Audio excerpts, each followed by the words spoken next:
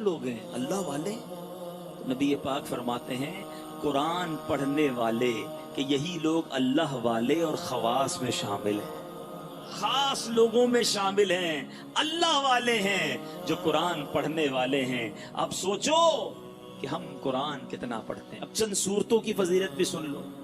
بندہ کہ یار پورا قرآن پڑھنے میں تو ٹائم لگے گا، پورا ہی پڑھنا ہے، لیکن جب جب موقع ملے تو میں کچھ آپ کو خاص صورتیں بتا دیتا ہوں جس کی برکتیں سنتے جاؤ. پیارے آقا علیہ الصلوۃ والسلام فرماتے ہیں اپنے گھروں کو قبرستان مت بناؤ، بے شک جس گھر میں سورہ بقرہ پڑھی جاتی ہے شیطان اس گھر سے بھاگ جاتا ہے. جب جب 2.5 پارے ہیں، 2.25 پارے ہیں، اگر صحیح پڑھنا ہے تو 1 گھنٹے میں ہو جاتی ہے سورہ بقرہ. 1 گھنٹہ نہیں ہے، شیطان بھاگ جائے برکتیں آ جائیں گی نا. جس گھر میں شیطان ہوگا کدھر سے برکتیں آنی ہیں؟ تو سورہ بقرہ اپنے گھر میں پڑھیں. جب مہینے میں 1 بار پڑھ لیں، روز کا آدھا پارہ پڑھیں تو 4 دن میں 5 دن میں سورہ بقرہ ختم ہو جائے گی. پڑھنے والے تو بنے نا. سنیے سورہ کہف کی کیا فضیلت ہے. پیارے آقا علیہ الصلوۃ والسلام فرماتے ہیں جو سورہ کہف کی پہلی 10 آیتیں یاد کر لے دجال سے محفوظ رہے گا. صرف 10 آیتیں. ایک اور جگہ نبی پاک نے فرمایا جو سورہ کہف کی آخری 10 آیتیں یاد کر لے دجال سے محفوظ رہے گا. اور سبحان اللہ اب جمعے کے دن سورہ کہف پڑھیں، اس کی الگ فضیلت ہے. سورہ یاسین کثرت سے پڑھا کریں. پیارے آقا فرماتے ہیں بے شک ہر چیز کا دل ہے اور قرآن کا دل سورہ یاسین ہے. جو 1 مرتبہ سورہ یاسین پڑھے گا اس کے لیے 10 مرتبہ قرآن پڑھنے کا ثواب لکھا جائے گا. اللہ کی رحمت تو دیکھو سورہ یاسین 12-10 منٹ میں پوری ہو جاتی ہے. 10 قرآن کا ثواب. ہم سے گھنٹوں ٹی وی دکھوا لو، ہم سے گھنٹوں فون پہ بات کروا لو، 10 منٹ سورہ یاسین کے لیے ٹائم نہیں نکلتا. کتنی دوری ہے قرآن سے. سوچئے سورہ دخان یہ بھی تقریباً 3 صفحوں کی سورت ہے، بہت جلدی پوری ہو جاتی ہے. فضیلت سنو. پیارے آقا علیہ الصلوۃ والسلام نے فرمایا ترمذی کی حدیث جو کسی رات میں سورہ دخان پڑھے گا تو صبح ہونے تک 70,000 فرشتے اس کے لیے دعائے مغفرت کرتے رہیں. ہم ایک امام صاحب سے دعا کرا کے بڑے خوش ہوتے ہیں، یار فلاں مولانا صاحب آئے تھے میں نے ان سے دعا کرائی. بڑی اچھی بات ہے، بزرگوں سے کرانی چاہیے. مگر اس بندے کی خوش قسمتی کے کیا کہنے کہ 70,000 فرشتے ساری رات اس کے لیے دعا کر رہے ہیں. پڑھ لیجئے سورہ دخان. کتنی دیر لگتی ہے سورہ دخان پڑھنے میں؟ سبحان اللہ. سورہ ملک یہ مدنی انعام بھی ہے. روزانہ رات کو جو سورہ ملک پڑھتے ہیں انہیں مبارک ہو. دعوت اسلامی کے مدرسۃ المدینہ بالغان میں بھی پڑھ کر سنائی جاتی ہے. نبی پاک علیہ الصلوۃ والسلام نے فرمایا بے شک قرآن میں 30 آیتوں پر مشتمل ایک سورت ہے جو اپنے قاری کے لیے شفاعت کرتی رہے گی یہاں تک کہ اس کی مغفرت کر دی جائے گی. یہ تبارک الذی بیدہ الملک ہے. 30 آیتوں والی سورت ہے. چند منٹ لگتے ہیں. اے میرے میٹھے اسلامی بھائیوں، میں نے مختصر وقت میں آپ کو کچھ قرآن پاک کے فضائل بیان کیے ہیں، کچھ اہمیت اجاگر کرنے کی کوشش کی ہے. سورہ اخلاص کتنی مختصر سورت ہے. اللہ کی رحمت دیکھو ہم پر کتنا برسنا چاہتی ہے. پیارے آقا علیہ الصلوۃ والسلام نے فرمایا، مسلم شریف کی حدیث ہے، آقا فرماتے تم میں سے کوئی شخص رات میں 1/3 قرآن کیوں نہیں پڑھتا، 1/3 قرآن کیوں نہیں پڑھتا؟ صحابہ کرام نے عرض کیا حضور کوئی شخص 1/3 قرآن، 1/3 قرآن رات میں کیسے پڑھ سکتا ہے؟ نبی پاک علیہ الصلوۃ والسلام نے فرمایا قل هو اللہ احد 1/3 قرآن کے برابر ہے. گویا کوئی 3 بار سورہ اخلاص پڑھ لے پورے قرآن کا ثواب عطا. اور کمال کا وظیفہ ہے. مگر ہم غلطی یہ کرتے ہیں کہ ہم اتنے مبارک وظیفے کو کثرت سے نہیں پڑھتے. آج بہت خوبصورت ایک روایت سنانے جا رہا ہوں. نبی پاک علیہ الصلوۃ والسلام کے صحابہ، بعض صحابہ نے فرمایا کہ جس مجلس میں، جس محفل میں، جس اجتماع میں سرور کائنات صلی اللہ تعالی علیہ وسلم پر درود پاک پڑھا جاتا ہے اس مجلس سے ایک نہایت پاکیزہ خوشبو مہکتی ہے. ہم نارملی خوشبو لگاتے وقت کیا پلان کرتے ہیں کہ ایسی خوشبو ہو کہ تھوڑا دور تک جائے. عطر والے کو کہتے ہیں نا یار ذرا لانگ لاسٹنگ دینا، ایسا عطر پرفیوم دینا جو دیر تک رہے اور دور تک مہکے. آؤ میں بتاتا ہوں درود پڑھنے والوں، جب تم درود پڑھتے ہو تو خوشبو کدھر تک جاتی ہے؟ صحابہ کہتے ہیں جب کسی مجلس میں کسی محفل میں درود پڑھا جاتا تو اس درود کی مہک آسمانوں تک جاتی ہے، اور وہاں اللہ کے فرشتے اس خوشبو کو جب محسوس کرتے ہیں تو کہتے ہیں زمین پر کسی مجلس میں ہو نہ ہو کہیں آقا کے دیوانے جمع ہو کر نبی پاک پر درود و سلام کا نذرانہ پیش کر رہے ہیں۔ یعنی یہاں ہم درود پڑھیں، وہاں فرشتوں کو پتہ چل جاتا ہے کہ کہیں درود پڑھا جا رہا ہے جس کی یہ مہک ہے، اس کی یہ خوشبو ہے جو آسمانوں تک پہنچ رہی ہے۔ اللہ اکبر۔ نبی پاک علیہ الصلوۃ والسلام ایسے، ان کا ذکر اتنا مہکا، ان کی بات کرے تو خوشبو نکلے، تو خود نبی پاک علیہ الصلوۃ والسلام کی خوشبو کا عالم کیا ہوگا۔ میں بڑے بڑے حسین، بڑے اسپیشل لوگوں کی لوگ بات کرتے ہیں، لوگ کہتے ہیں بہت حسین ہے فلاں فلاں جناب، بڑا اس کو لوگ فالو کرتے ہیں، اس کے فینز ہیں، اس کے فالوورز ہیں۔ دنیا داروں کی جو محبت میں گرفتار ہیں، میں ایک سوال کرنا چاہتا ہوں، ساری دنیا میں کوئی کتنا ہی حسین کیوں نہ ہو، اس کے پسینے سے بدبو آتی ہے، ٹھیک ہے نا جناب؟ کوئی کتنا ہی طرح دار کیوں نہ ہو، ایٹیکیٹس والا کیوں نہ ہو، جو بڑا نازک کیوں نہ ہو، مگر جب وہ تھوکتا ہے تو اس کے تھوک سے لوگوں کو گھن آتی ہے۔ nobody like it۔ کس کو تھوک اچھا لگتا؟ میں سرور کائنات علیہ الصلوۃ والسلام کے مبارک چہرے کی بات نہیں کروں گا کہ اس چہرے میں تو رب نے کیسا حسن عطا فرمایا کہ مولانا حسن رضا خان صاحب لکھتے ہیں ایسا تجھے خالق نے طرح دار بنایا، ایسا تجھے خالق نے طرح دار بنایا، یوسف کو تیرا طالب دیدار بنایا، کونین بنائے گئے سرکار کی خاطر، کونین کی خاطر تمہیں سرکار بنایا۔ تو نبی پاک کے مبارک چہرہ انور اور اس کے حسن کی بات آج نہیں کریں گے، پیارے آقا کے ان ہاتھوں کی بات نہیں کریں گے کہ جس طرف اٹھ گئی دم میں دم آ گیا، اس نگاہ عنایت پہ لاکھوں سلام، ہاتھ جس سمت اٹھا غنی کر دیا، موجے بحر سماحت پہ لاکھوں سلام، ہم اس کی بھی بات نہیں کریں گے۔ پیارے آقا کے مبارک دور و نزدیک کے سننے والے وہ کان لالے کرامت پہ لاکھوں سلام، اس کی بھی بات نہیں کرتے، بلکہ ہم صرف ان دو چیزوں کی بات کرتے ہیں کہ جس سے عموماً لوگ دور بھاگتے ہیں۔ میں اور آپ پرفیوم کیوں لگاتے ہیں، عطر کیوں لگاتے ہیں؟ کہ میرے اور آپ کے پسینے سے کسی کو بدبو نہ پہنچے، ایسا ہی ہے نا؟ بندہ اپنے پسینے سے کسی اور کو تکلیف نہ ہو، اچھی بات ہے، سنت کی نیت بھی ہو اور یہ بھی ساتھ نیت ہو کہ میری وجہ سے کسی مسلمان کو تکلیف نہ ہو، عطر لگانے کا بھی ثواب ملے گا۔ لیکن آج بتاتا ہوں میرے آقا کا پسینہ کیسا تھا، نبی پاک کا لعاب دہن کیسا تھا۔ بھی just talk about these two things, ہم فقط ان دو چیزوں کی آج بات کرتے ہیں، ذرا غور کیجئے۔ باقی نبی پاک کے کمالات تو بیان ہی نہیں کر سکتے نا، بڑے بڑے علماء نے کوشش کی، عاشقوں کے امام نے بھی قلم اٹھایا، جس نے بھی کوشش کی وہ عاجز ہو گیا، حیران ہو گیا۔ کیا خوب لکھتے ہیں اعلیٰ حضرت، سرور کہوں کہ مالک و مولا کہوں تجھے، باغ خلیل کا گل زیبا کہوں تجھے، آقا تیرے تو وصف عیب تناہی سے ہے بری، حیران ہوں میرے شاہ میں کیا کیا کہوں تجھے۔ آج اس شعر کا مطلب بھی تھوڑا سا سمجھ لو، عیب تناہی، علماء بیٹھے ہیں ماشاءاللہ، یہ کیا ہے، اس کے پیچھے کیا لکھا ہے اعلیٰ حضرت نے؟ مثال کے طور پہ اگر آج میں آپ سب کو کاغذ بھی دے دوں، قلم بھی دوں اور کہوں ذرا لکھو کسی پرسنل، جس شخصیت سے آپ پیار کرتے ہیں اس کے اوصاف لکھیں، اس کی خوبیاں لکھیں، آپ لکھنا شروع کریں گے، 10 لکھ دیں گے، 15 لکھ دیں گے، 50 لکھ دیں گے، اس کے بعد آپ مجھے سارے ہی قلم کاغذ واپس دے دیں گے کہ بھائی آپ نے کیا لکھا؟ آپ لکھیں گے بڑا حسین ہے، خوبصورت ہے، ملنسار ہے، مسکراتا ہے، مدد کرتا ہے، خیال کرتا ہے، حوصلہ بڑھاتا ہے۔ 10 15 20 پھر رک جائے گی نا قلم، اسٹاپ۔ آپ کہیں گے جناب یہ جس سے میں پیار کرتا ہوں نا، یہ اس کی تعریف ہے۔ اعلیٰ حضرت کہتے ہیں یہ جو چیز ختم ہو جاتی ہے نا، تعریف رک جاتی ہے، تعریف اینڈ ہو جاتی ہے، یہ بھی تو ایک عیب ہے۔ تناہی اینڈ ہو جانا، اعلیٰ حضرت کہتے ہیں نبی پاک کی ذات وہ ہے جن کے اوصاف ختم ہی نہیں ہوتے ہیں۔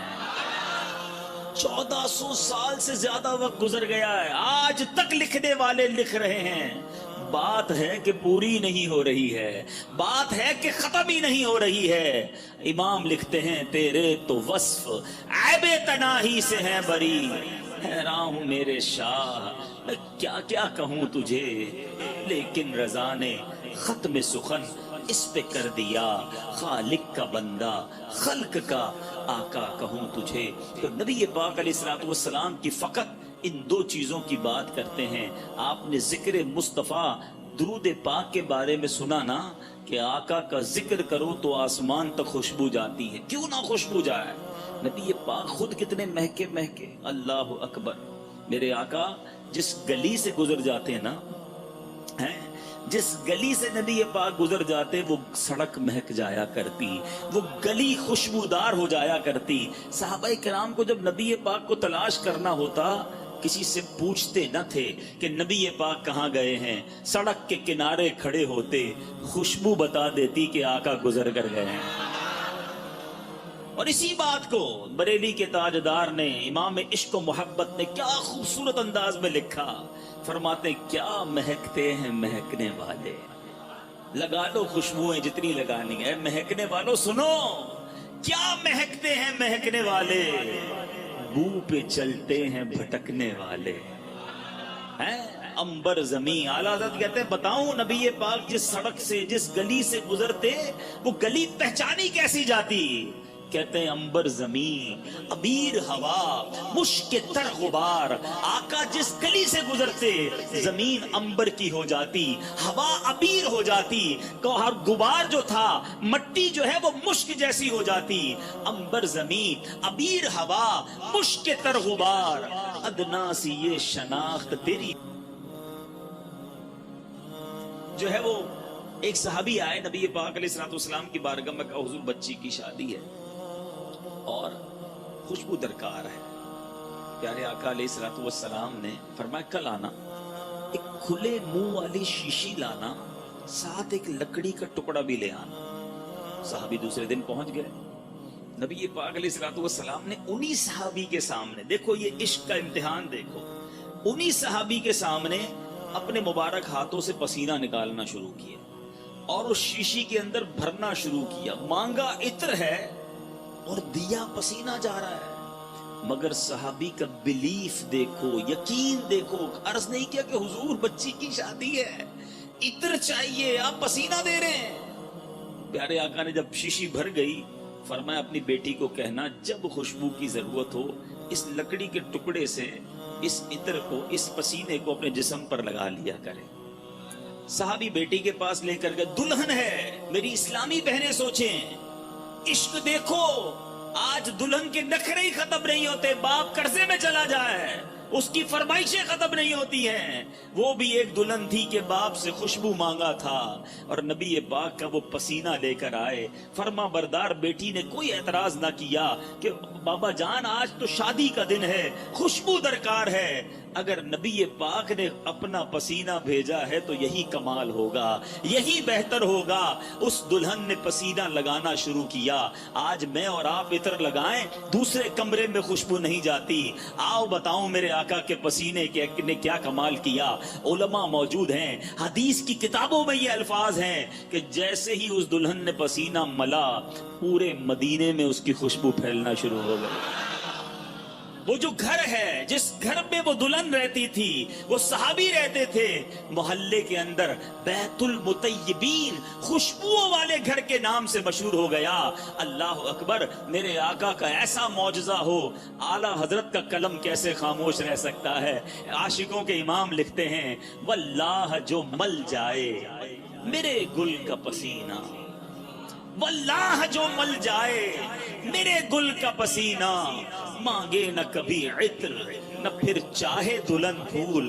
अरे आका का पसीना मिल जाए तो न दुल्हन को फूल चाहिए, न दुल्हन को जनाब इत्र चाहिए।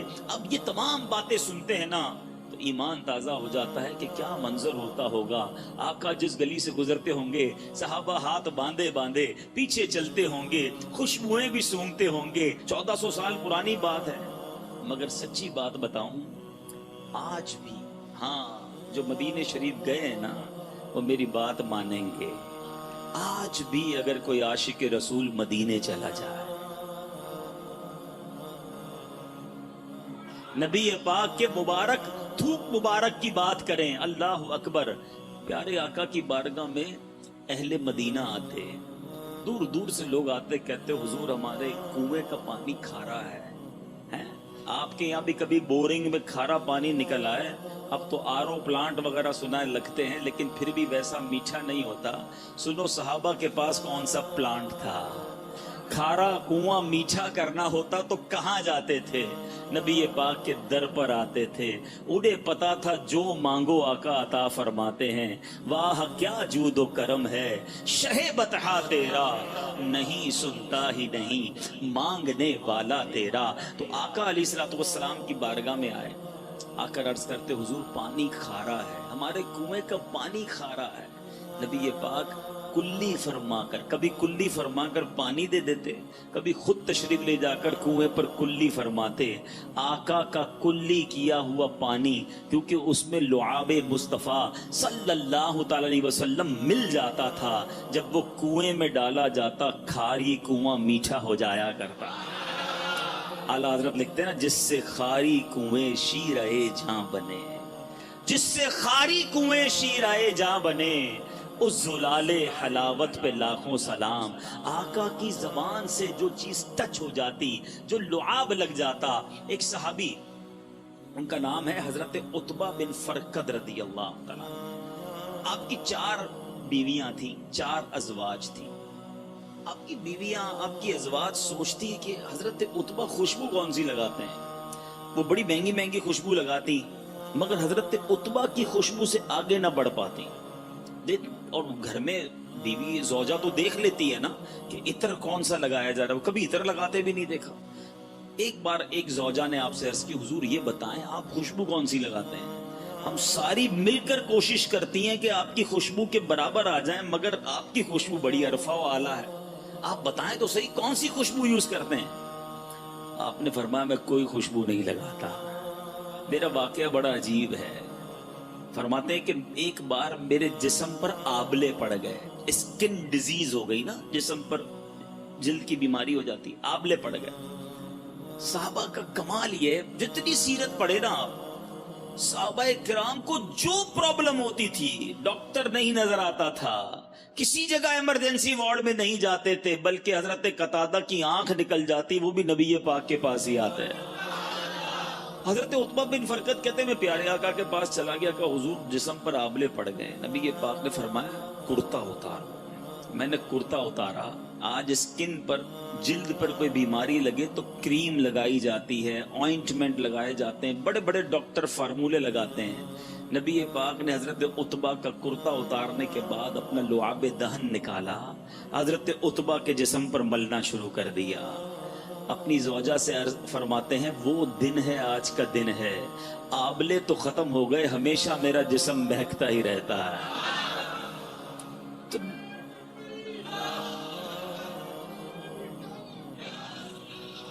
اب ذرا غور کیجئے, نبی پاک سے زیادہ اور کون ہے جس سے پیار کیا جائے؟ آؤ دنیا کے کسی حسین کو لے آؤ سامنے, دنیا کے کسی طرحدار کو لے آؤ, پسینے سے اس کے بو آنی ہے, دھوپ اس کا گھن لاتا ہے.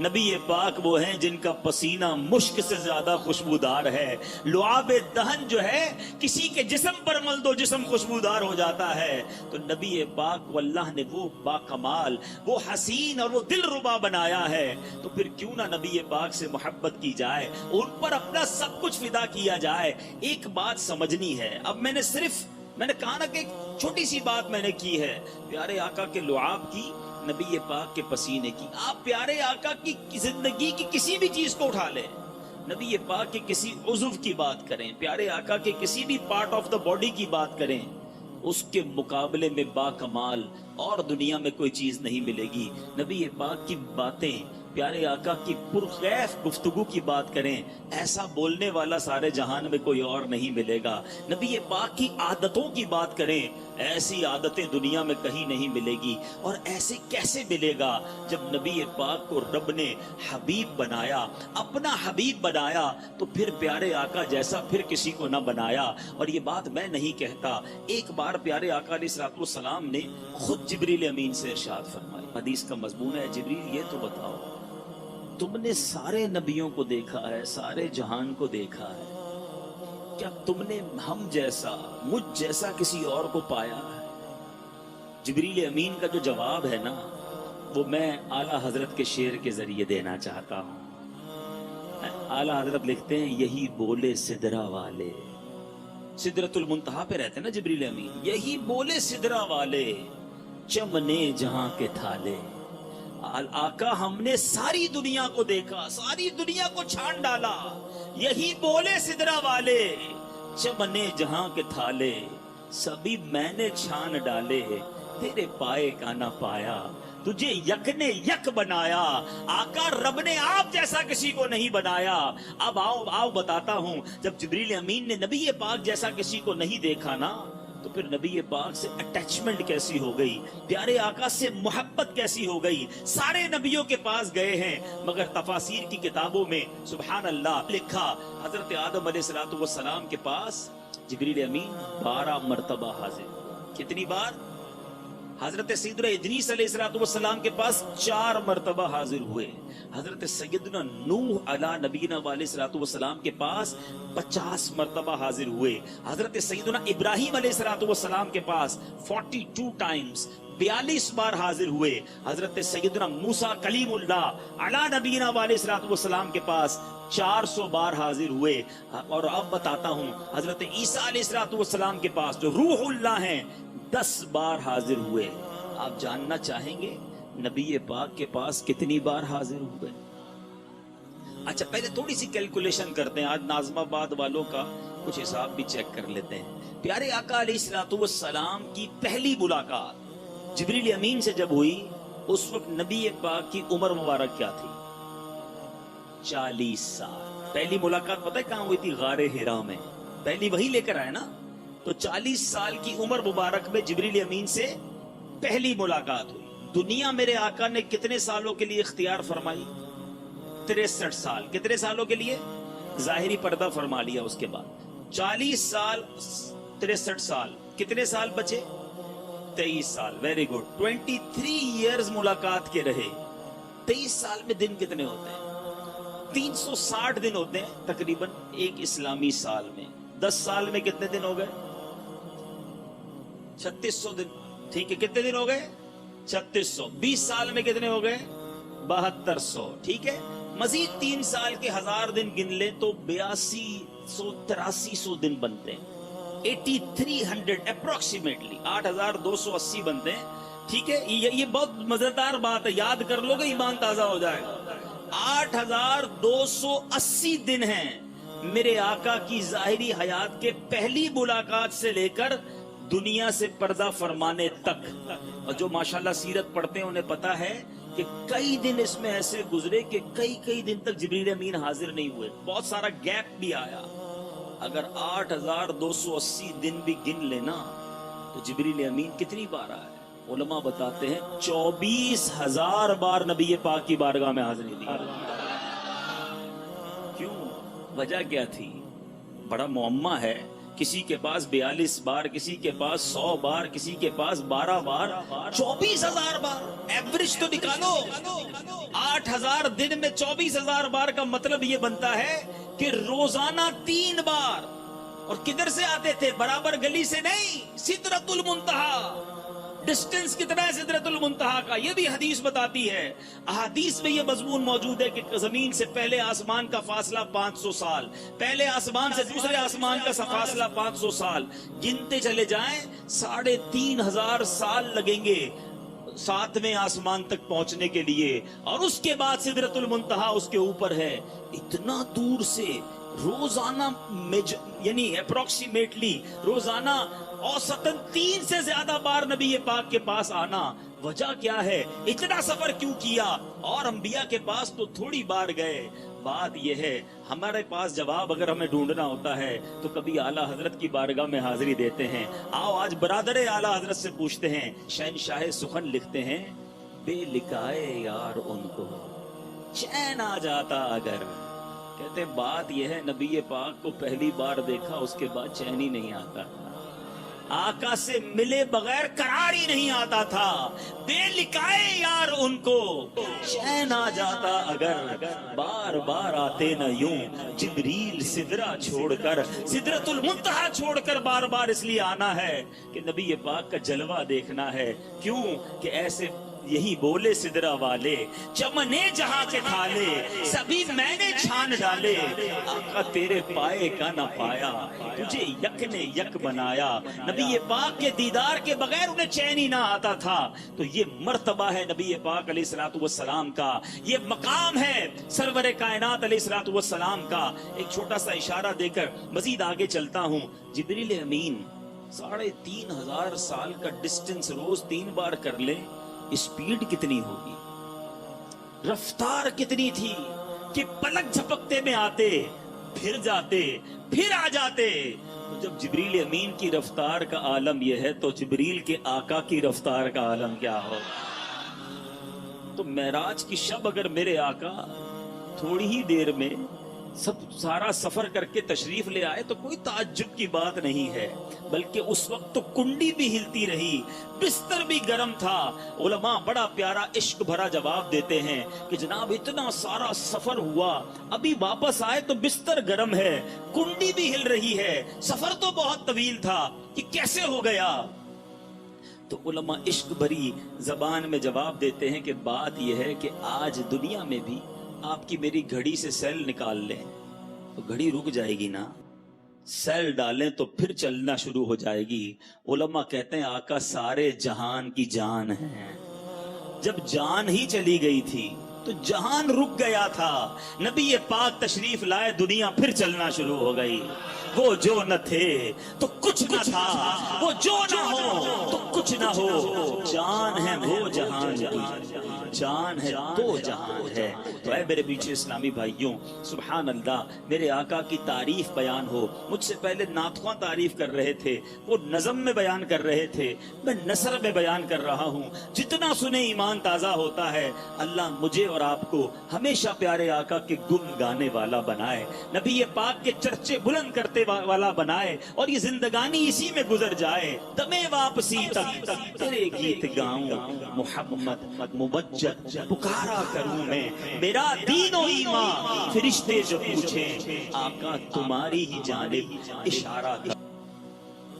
یعنی سارے معجزات کے علاوہ کچھ ایسے معجزات بھی دیے جو آپ سے پہلے کسی اور کو عطا نہ کیے. پیارے آقا نے چاند کے 2 ٹکڑے کیے, نبی پاک نے سورج کو واپس پلٹایا. ایسے ایسے معجزات ہیں کہ آج بھی سنے تو ایمان تازہ ہو جاتا ہے. مگر علماء بہت خوبصورت بات لکھتے ہیں, فرماتے ہیں جو نبی پاک کا مرتبہ ہے نا, اس مرتبے کے مطابق پیارے آقا علیہ الصلوۃ والسلام کے اسٹیٹس کے مطابق 2 ہی معجزات ہیں, باقی تو نارمل سی بات ہے. یہ چاند کے 2 ٹکڑے کرنا, سورج پلٹانا, یہ نبی پاک کا جو مرتبہ ہے نا رب کی بارگاہ میں, ان کے لیے نارمل ہے. 2 معجزات ایسے ہیں جو شان مصطفیٰ کو ظاہر کرتے ہیں. ایک معجزہ ہے معراج کی شب, نبی پاک جو رب کے دیدار کو تشریف لے گئے. ساری کائنات میں کسی نے رب کو نہیں دیکھا. یہ چھوٹی بات نہیں ہے, ذرا سمجھنے کی کوشش کریں. حضرت موسیٰ کلیم اللہ, اللہ سے کئی بار کلام کیا. ایک بار عرض کی مولا میں تجھے دیکھنا چاہتا ہوں, دیدار کرنا چاہتا ہوں. ارشاد ہوا لن ترانی, اے موسیٰ تم مجھے نہ دیکھ سکو گے. پھر عرض کی کوہ طور پر رب عز و جل نے اپنی تجلی کا نزول فرمایا, دیدار نہیں کروایا, تجلی کا نزول ہوا. اس تجلی, اس نور کی جو تجلی تھی اس کی تاب نہ لا سکے, حضرت موسیٰ بے ہوش ہو گئے. یہاں التجا تھی یا اللہ دیکھنا ہے, وہاں سے منع ہوا لن ترانی. فرق دیکھیے گا، یہ کلیم اللہ ہیں۔ اب آؤ حبیب اللہ کی بات کرتے ہیں۔ 27ویں رجب ہے، آقا تم ام ہانی رضی اللہ تعالی عنہا کے گھر سو رہے تھے، آرام فرما رہے تھے، جبریل امین آئے، قدموں کو بوسہ دے کر عرض کیا حضور رب بلا رہا ہے۔ وہاں حضرت موسیٰ خود عرض کر رہے ہیں، یہاں بلایا جا رہا ہے۔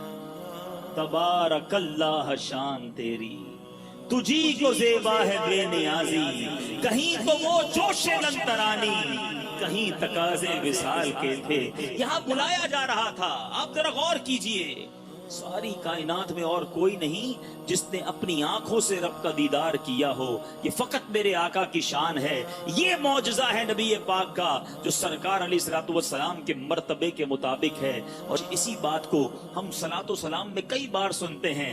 آج اس بات کو سمجھنے کے بعد پڑھو تو اور لطف آئے گا۔ شاعر لکھتے ہیں نا، قصہ طور و معراج سمجھے کوئی، ٹرائی ٹو انڈرسٹینڈ ڈفرنس، دیکھو طور اور معراج، قصہ طور و معراج سمجھے کوئی، فرق مطلوب و طالب کا دیکھے کوئی۔ ایک طرف التجا تھی، طالب تھے حضرت موسیٰ، اور یہاں حبیب پاک مطلوب ہیں۔ فرق مطلوب و طالب کا دیکھے کوئی، کوئی بے ہوش جلووں میں گم ہے کوئی۔ وہاں وہ بے ہوش ہو گئے اور آقا جلووں میں گم ہے۔ کوئی بے ہوش جلووں میں گم ہے کوئی، کس کو دیکھا یہ موسیٰ سے پوچھے کوئی، آنکھ والوں کی ہمت پہ لاکھوں سوال۔ تو ایک معجزہ تو یہ، اب دوسرا کون سا معجزہ ہے جو نبی پاک کی شان کے لائق، آپ کے مرتبے کے لائق، اتنا بڑا معجزہ کہ جس معجزے کو اعظم المعجزات کہا گیا، سب سے بڑا معجزہ اس کو کہا گیا، ٹھیک ہے، the biggest miracle، سب سے بڑا معجزہ، اور وہ معجزہ ہے قرآن مجید فرقان حمید۔ اور کمال کی بات یہ ہے، اور معجزے جتنے ہوئے نا ہم سن ہی رہے ہیں، ایمان تازہ کر رہے، دیکھا نہیں۔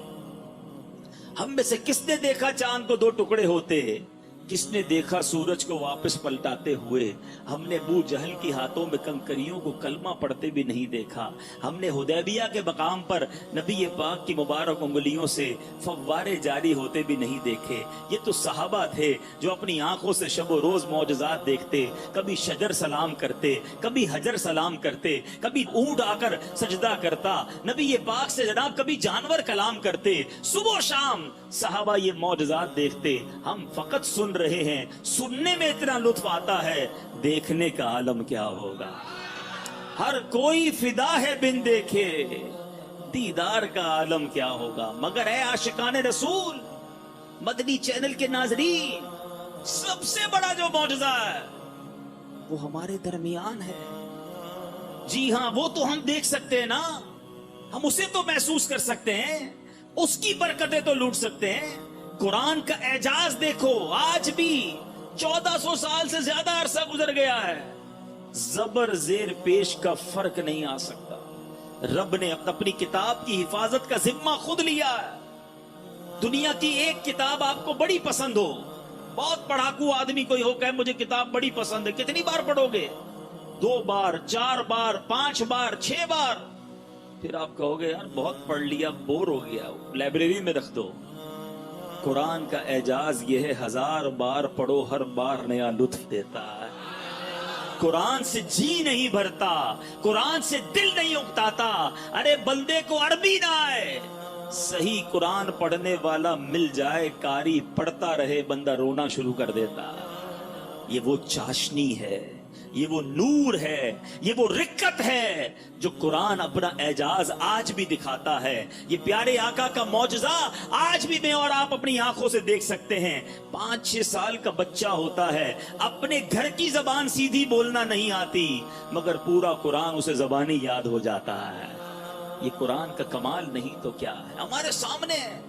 اور کتنے فضائل ہیں قرآن کے، کتنی حدیثیں ہیں قرآن کی جناب فضائل کے اندر، مگر آج ہمارے پاس قرآن پڑھنے کا ٹائم نہیں ہے۔ اے میلاد منانے والوں، نبی پاک سے محبت کرنے والوں، مجھے بتائیے کہ پیارے آقا کا یہ معجزہ، یہ رب کا کلام ہمارے درمیان ہے، مگر ہم میں سے کون قرآن پڑھتا ہے؟ اور قرآن اگر پڑھے نا اور اس کو سمجھیں بھی، اللہ اکبر، ایسے ایسے واقعات ہیں، ایسی ایسی اس کی سبحان اللہ آیتیں ہیں، اگر انڈرسٹینڈ کرنا شروع کریں تو بندے کا ایمان تازہ ہو جاتا ہے کہ رب نے کیا کیا ہمارے لیے ارشادات فرمائے ہیں۔ مگر آج صبح اٹھ کے نیوز پیپر پڑھنے کا ٹائم ہے، رات سوتے ہوئے خبریں دیکھنے کا ٹائم ہے، موبائل فون کے سارے میسج پڑھیں گے، جتنے واٹس ایپ ہیں سارے چیک کریں گے، مگر پورے دن میں قرآن نہیں پڑھیں گے۔ بتائیے یہ کیسی نبی پاک سے محبت ہے؟ قرآن سے دور رہ کر زندگی اچھی نہیں۔ میں آپ کو انشاءاللہ حدیثیں سناؤں گا کہ جس نبی علیہ السلام کا میلاد منانے جمع ہوئے ہیں، ارے میلادی جو ہے وہ قاری بھی ہونا چاہیے، اس کو قرآن بھی صحیح پڑھنا آنا چاہیے، اور قرآن سے اس کی پکی دوستی بھی ہونی چاہیے کہ جس نبی کا میلاد بنایا میرے آقا پر قرآن نازل ہوا، ان کے سینہ اطہر کو اللہ نے ایسی طاقت دی، کیونکہ قرآن خود فرماتا ہے ہم قرآن کو کسی پہاڑ پر اتارتے، خوف الہی سے وہ ریزہ ریزہ ہو جاتا۔ اللہ تبارک و تعالی نے قلب مصطفیٰ کو یہ طاقت عطا فرمائی کہ ان کے سینے پر قرآن نازل ہوا۔ جس نبی سے تمہیں محبت ہے انہوں نے یہ تحفہ ہمیں دیا ہے۔ اے اللہ میں حاضر ہوں، تیرا بندہ ہوں، تو نے پیدا کیا، تو نے رزق دیا، تو نے ہمیں صحت دی، تو نے سب کچھ دیا، ایمان کی دولت تو نے دی۔ اے اللہ میں تیرا بندہ بن کر رہوں گا، میں تیری اطاعت کروں گا، تجھے ناراض کرنے والے کاموں سے بچوں گا۔ مگر آج حال یہ ہے میرے پیارے اسلامی بھائی، اب میں جو جملہ کہنے جا رہا ہوں نا وہ بڑا سخت ہے۔ آج حال یہ ہے کہ آج اللہ کو لبیک لوگ نہیں کہہ رہے، ایسا لگتا ہے شیطان کو لبیک کہہ رہے ہیں۔ زبان سے نہیں کہتے، مگر سچ بتاؤ مانتے کس کی ہیں؟ صبح ہوئی، رب کا حکم تو فجر پڑھنا تھا نا، تمہاری فجر قضا ہوئی، تم نے اللہ کی بارگاہ میں لبیک کہی، شیطان کی بات کہی لبیک۔ ظہر ہوئی، تمہاری ظہر قضا ہوئی، تم نے کس کو لبیک کہا؟ رحمان کو یا شیطان کو؟ تمہاری مغرب قضا ہو جاتی ہے، عشاء قضا ہو جاتی ہے، جھوٹ بولتے ہو، حرام کماتے ہو، حرام دیکھتے ہو، سوچو جو گناہ کرنے والا یہ کس کو لبیک کہہ رہا ہے؟ افسوس یہ ہے کہ اگر پورے دن میں ہم اپنے اعمال لکھیں نا تو ایسا لگتا ہے دن میں کئی بار شیطان کو لبیک کہہ رہے ہیں، اللہ کو لبیک نہیں کہہ رہے ہیں۔ اللہ کو لبیک کہنے والا اس کی نماز کیسے جاتی ہے؟ وہ حرام کیسے کمائے گا؟ وہ جھوٹ کیسے بولے گا؟ وہ ظلم کیسے کرے گا؟ وہ ماں باپ کو کیسے ستائے گا؟ وہ شراب کیسے پیے گا؟ وہ جوا کیسے کھیلے گا؟ نہ کرو ایسا، اللہ کے ہو جاؤ، اللہ یہ ساری دنیا تمہاری کر دے گا۔ ابھی بھی لوگ کہتے ہیں یار بس یہ بیان بالکل صحیح ہو رہا ہے، لیکن یار بس 5-7 سال ذرا کام کو ٹائم دے دوں، فیملی کو ٹائم دے دوں، ذرا عیاشی کر لوں، جوانی گزار لوں، پھر میں نے اللہ ہی کرنا ہے، میرا اور کام کیا ہے؟ اللہ کے بندو، شیطان یہی تو چاہتا ہے تم ابھی توبہ نہ کرو۔ کئی لوگ توبہ کے انتظار میں ہی دنیا سے چلے گئے۔ کیا جوانوں کی موت نہیں ہوتی؟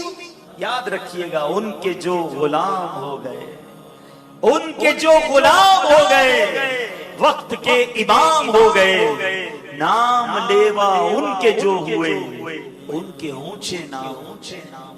تو ہمیں یہ سوچنا ہے کہ ہم کس کے بندے ہیں، لبیک کس کو کہنی ہے، بات کس کی ماننی ہے۔ آج یہ ذہن بنا کر جاؤ کہ میں نے دل کی گہرائیوں سے روز اپنے رب کی بارگاہ میں لبیک کہنا ہے۔ ادھر مؤذن فجر کی اذان دے گا، ادھر میں نے لبیک کہہ کر مسجد میں حاضر ہو جانا ہے۔ ادھر ظہر کی اذان ہوگی، میں نے دل میں لبیک کہنا ہے، اے اللہ میں حاضر ہوں، نماز کے لیے حاضر ہونا ہے۔ آپ کے سامنے حرام روزی آ رہی ہے، آپ نے حرام روزی کو ٹھکرانا ہے اور رب کی بارگاہ میں کہنا ہے لبیک اللہم لبیک، مولا میں حرام نہیں کماؤں گا۔ حرام کام کرنے کو جی چاہے، کوئی دوست بلائے، شیطان برگلائے، نہیں لبیک کہہ چکا، اللہ کا بندہ ہوں، حرام کی طرف نہیں جاؤں گا۔ ذکر کیجئے، درود پڑھیے اور زندگی سنتوں کے مطابق گزاریے۔ اس طرح کی جب زندگی گزاری نا تو پھر انشاءاللہ قبر میں بھی چین ہوگا، محشر میں بھی چین ہوگا، اور اللہ نے چاہا مکے مدینے کی حاضریاں اور وہاں جا کر بھی لبیک پڑھنا نصیب ہوگا۔